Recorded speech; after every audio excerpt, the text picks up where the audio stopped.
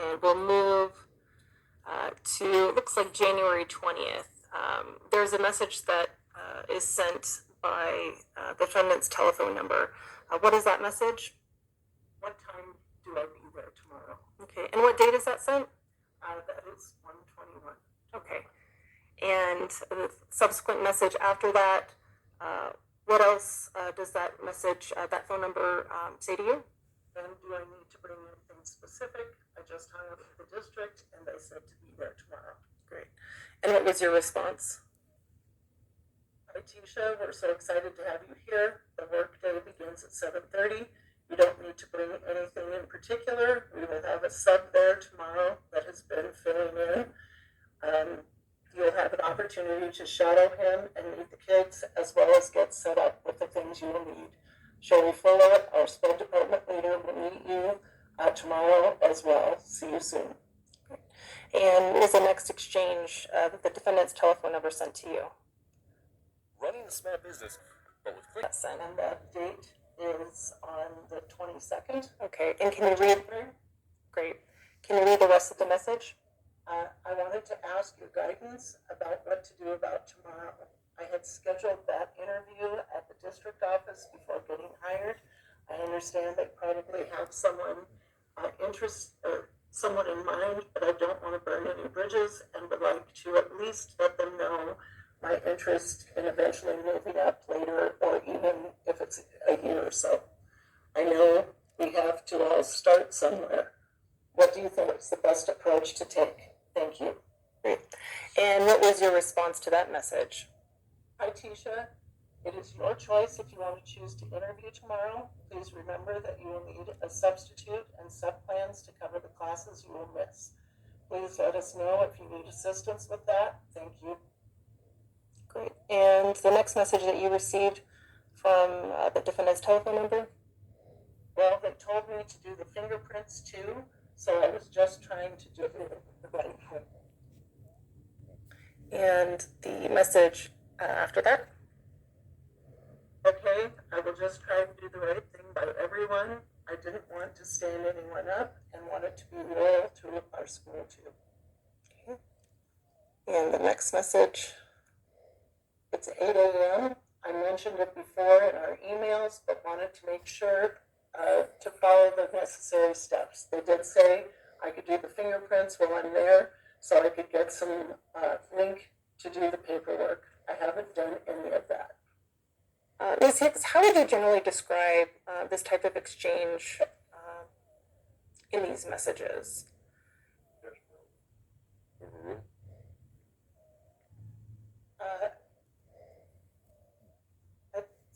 I would say that they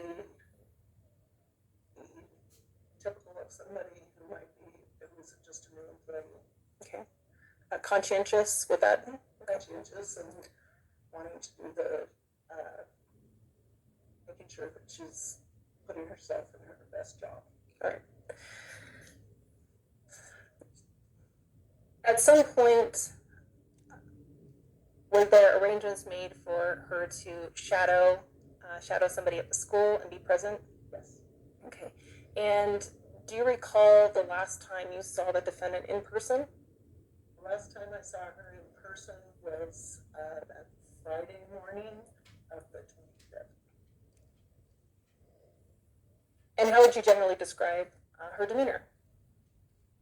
She was at work and working and meeting with kids. She was running a class. And it's a little tricky, but would Friday the 24th sound more accurate? Oh, yes. Okay. So Friday, January 24th, her demeanor was appropriate? Yes. Okay. Did she ask to be referred to by any other names? Did she appear to you, based on your work in being around teachers and hiring, did she appear to be going through any sort of mental health crisis? Okay. Subsequent to seeing her on Friday, January 24th, what was the next contact that you had with her, either in person or through other form? I received a text message from her on Monday, 27th. All right. And if we could move to Monday morning, January 27th. the messages. They should appear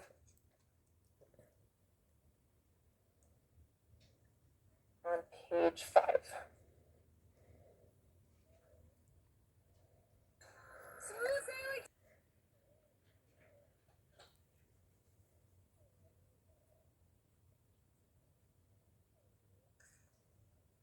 What time was the message from the defendant's phone sent to your phone on January 27th of 2020? Did you read it at 3 a.m.? No. What were you doing? Okay. What did the message say? I'm sorry for the time of night message, but my stepfather passed away. Someone hit him with a car while he was walking. I can update you at a later time. All right. Subsequent message that your phone received, what was that message? The message? Was it the same? Was it different? The same message. Okay. What time was that message? 4:37 a.m. Okay. So it's exactly the same as the message that was sent at 3 a.m. from the defendant's phone? At some point that morning, did you wake up? Yes. Okay. Like a busy assistant principal, were you then able to look at all your messages? Yes. Okay. When you had an opportunity to read this message, what was your response? I responded saying, "Oh my goodness, Letecia, I'm so sorry." Okay. And we'll move onwards. What else did you say? And then shall we try to find a sub for you today? Okay. And about what time is this based on the timestamps we see here? 5:50 a.m. Okay. Subsequent response by the defendant's telephone number.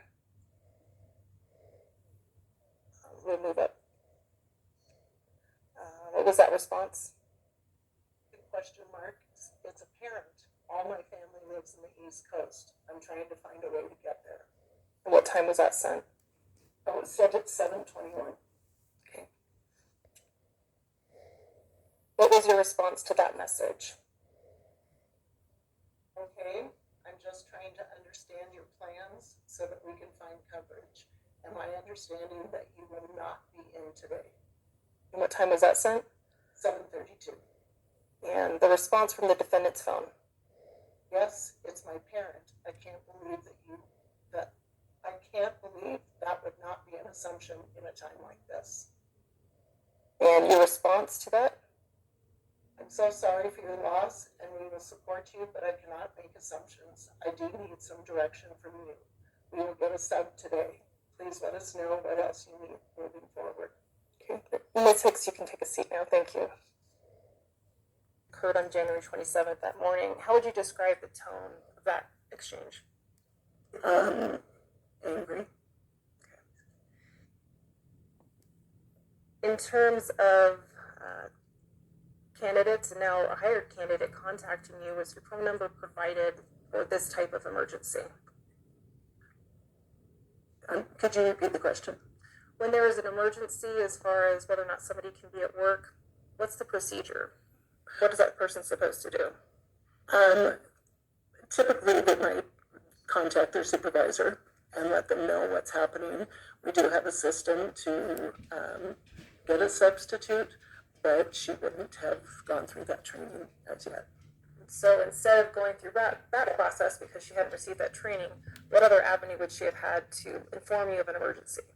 To contact me as her supervisor through either phone or email. Had you had any other contact with the defendant after that last exchange we saw in Eagles 207? No.